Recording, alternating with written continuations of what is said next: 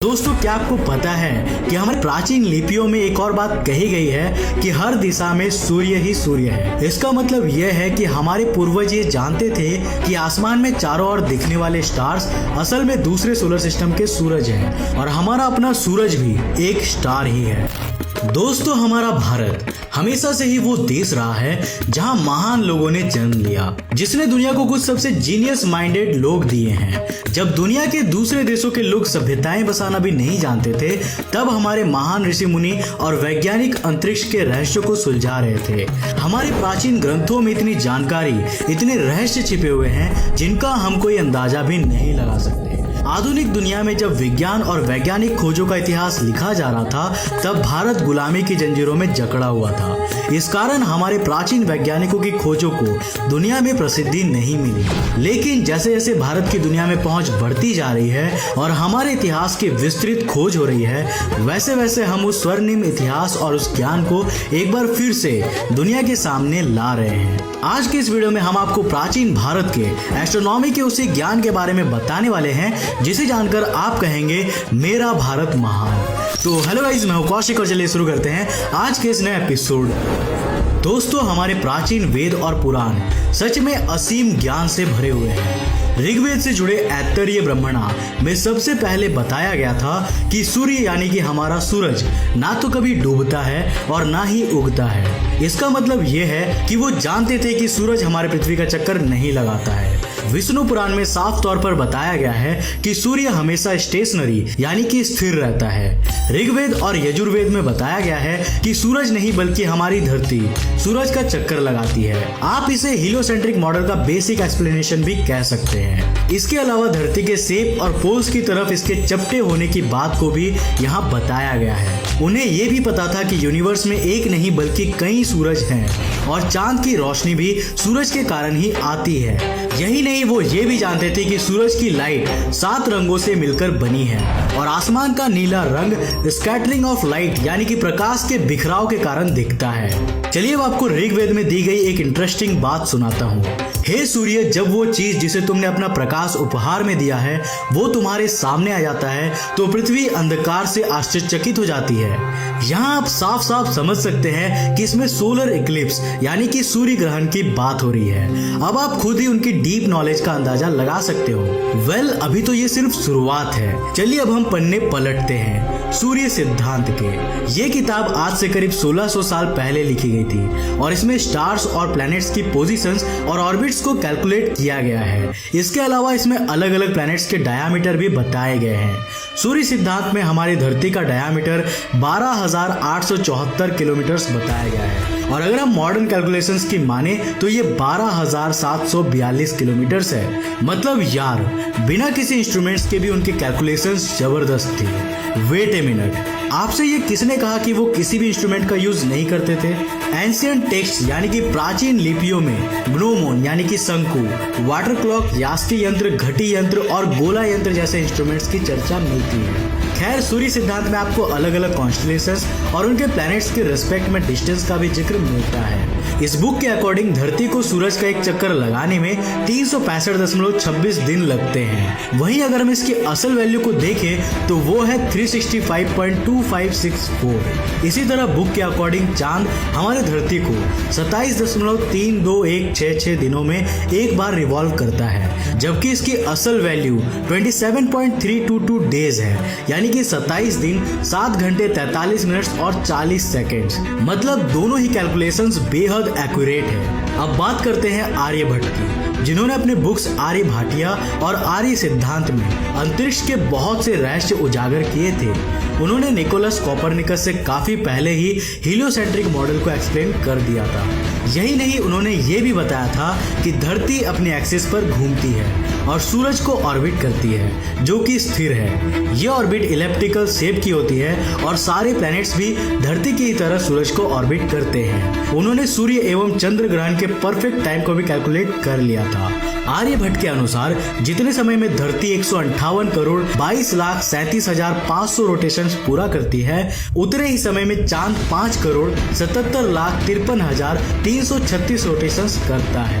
और अगर हम इन दोनों का रेशियो निकालें तो ये बनता है 27.396469, जो आज की वैल्यू से 100% मैच खाता है। आपको बता दूं कि इस रेशियो को फंडामेंटल एस्ट्रोनॉमिकल रेशियो कहते हैं, जिसे मॉडर्न एस्ट्रोनॉमी में यूज किया जाता है। 6ठी शताब्दी के महान इंडियन एस्ट्रोनॉमर और राजा विक्रमादित्य के नवरत्नों में से एक वराहमिहिर ने अपनी बुक्स पंच सिद्धांतिका और बृहद संहिता में प्लैनेट्स के मूवमेंट्स और कॉन्स्टलेशंस के बारे में काफी कुछ जिक्र किया है। उन्होंने अपने बुक्स में ज्योतिष यानी कि एस्ट्रोलॉजी को भी काफी गहराई से बताया है। अब ज्योतिषी की बात चल ही रही है तो मैं आपको एक और इंटरेस्टिंग बात बताना चाहूंगा। दोस्तों, आपने सुना होगा कि प्राचीन भारतीय ग्रंथों में नवग्रहों की बात की गई है, लेकिन ग्रह तो असल में 8 ही हैं, है ना?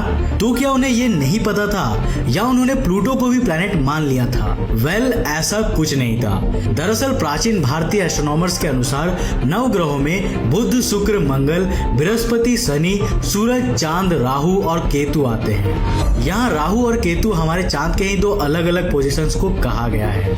अब यहाँ आपके मन में दो सवाल आ रहे होंगे। पहला तो ये कि क्या उन्हें यूरेनस और नेपच्यून के बारे में नहीं पता था, और दूसरा ये कि क्या वो सूरज और चांद को भी ग्रह ही मानते थे।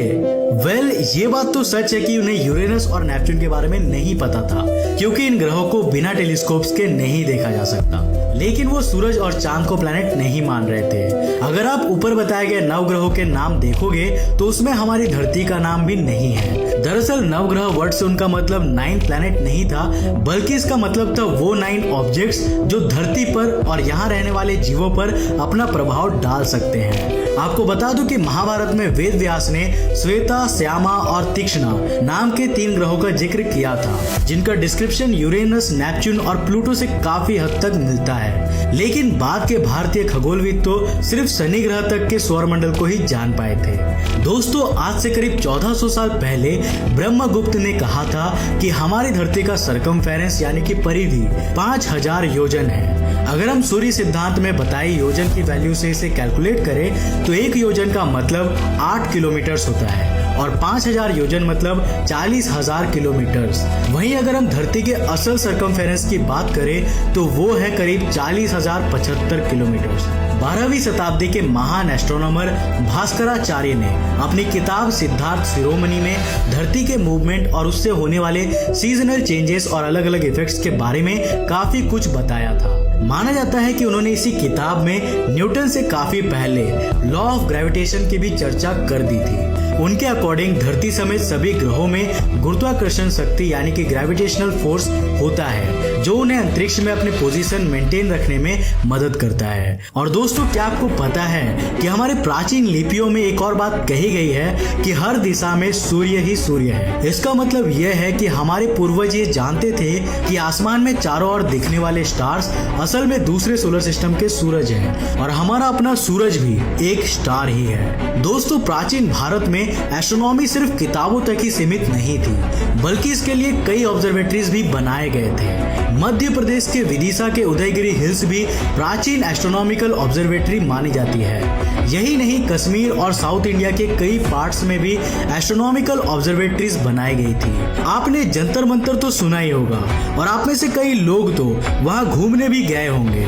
क्या आपको पता है कि इन्हें 18वीं सेंचुरी यानी कि 18वीं शताब्दी में बनाया गया था और इंडिया में टोटल ऐसे 5 जंतर मंतर हैं जो दिल्ली, जयपुर, वाराणसी, मथुरा और उज्जैन में स्थित है। जंतर मंतर का मतलब होता है इंस्ट्रूमेंट्स की मदद से कैलकुलेशन करना, और यहाँ एक से एक एस्ट्रोनॉमिकल इंस्ट्रूमेंट्स बनाए गए हैं जो धरती, चांद और दूसरे ग्रहों के मूवमेंट्स के टाइम जैसे कई एस्ट्रोनॉमिकल कैलकुलेशंस करते हैं। यहाँ एक सन डायल है जो इक्विनॉक्स की कैलकुलेशंस करता है और उस जगह का एग्जैक्ट टाइम भी बताता है। आपको बता दूं कि इक्विनॉक्स उस दिन को कहते हैं जब दिन और रात बिल्कुल बराबर होती है। इन सब से आप खुद ही समझ सकते हैं कि भारत और यहाँ का अंतरिक्ष विज्ञान कितना विस्तृत, सटीक और करिश्माई था। प्रसिद्ध अमेरिकन एस्ट्रोनॉमर कार्ल सैगन ने एक बार कहा था कि जब वो साउथ अमेरिका की माया सभ्यता के इंस्क्रिप्शंस को पढ़ते हैं और उनकी टाइम कैलकुलेशंस को देखते हैं तो वो आश्चर्यचकित रह जाते हैं। लेकिन फिर जब वो भारतीय अंतरिक्ष विज्ञान को पढ़ते हैं तो उनके पास कहने को शब्द ही नहीं बचते। उन्होंने कहा था कि जब यूरोपियंस अपनी प्राचीन किताबों और ज्ञान के बलबूते दुनिया को 1000-2000 साल पुराना ही मानते थे, उसके हजारों साल पहले ही माया सभ्यता के लोग समय में लाखों साल की सोच रखते थे और भारतीय लोग करोड़ों और अरबों साल के ज्ञान से परिचित थे। क्या आप सोच सकते हैं कि आज से कई 100 साल पहले हमारे प्राचीन वैज्ञानिकों ने ये सब कैसे किया होगा? आखिर क्या वजह रही होगी कि उन्होंने ये सब ज्ञान एकत्रित किया? इसका सीधा साधा वजह है हम इंसानों की क्यूरियोसिटी, हमारा मन जो हमें हर चीज को जान लेने की इच्छा से भर देता है, जो हमें इस असीम ब्रह्मांड की गहराइयों में ले जाता है। इसकी वजह है हमारी कल्पना, जो लाइट की स्पीड से भी तेज चलती है और जिस पर फिजिक्स का कोई रूल लागू नहीं होता। क्या आपने कभी रात में छत पर बैठकर तारों को देखा है? अगर नहीं देखा तो एक बार जरूर देखना। आसमान में बहती तारों की इस नदी में आपका मन हिलोरे मारने लगेगा। अंतरिक्ष की इस दुनिया में डूबकर आप दुनिया की सारी बातें भूल जाओगे। आपका मन शांत हो जाएगा और आत्मा जैसे दूसरे ही डायमेंशन में पहुंच जाएगी। उस समय अपने दिल पर हाथ रखना, वो एहसास आप जिंदगी भर नहीं भूल सकेंगे। इस विशाल ब्रह्मांड में आप अपने आप को अकेला पाएंगे। उस समय आपको यह एहसास होगा कि आपका घर, आपका शहर, आपका देश, आपकी ये दुनिया तो कुछ भी नहीं है। हमारी धरती पर धर्म, जाति, रंग, भाषा और देश के बंधनों में बंधा इंसान असल मायनों में सिर्फ स्टार डस्ट है। जी हाँ दोस्तों, स्टार डस्ट यानी कि तारों की धूल। हम सब के सब तारों के अंश ही तो हैं। हम भी उसी चीज के बने हैं जिससे ये सारा ब्रह्मांड बना है। अगर बात करें हमारी पृथ्वी की, तो इस ब्रह्मांड में इसकी औकात तो शायद एक धूल के कण के बराबर भी नहीं होगी, लेकिन इस पर रहने वाले जीवों का ज्ञान इसे अनोखा बनाता है। हमारी पृथ्वी तो सिर्फ सूर्य का ही चक्कर लगाती है, लेकिन हमारा मन और हमारी क्यूरियोसिटी तो ना जाने कितने stars, solar system, Galaxy, super clusters, nebulas और ब्लैक होल से होते हुए ब्रह्मांड के अंत तक पहुंच जाता है, या शायद हमारी सोच के अंत तक। किसी ने ये बिल्कुल सही कहा है, आंखें चाहे जितनी भी छोटी क्यों ना हो, उनमें पूरा आसमान देखने की शक्ति होती है।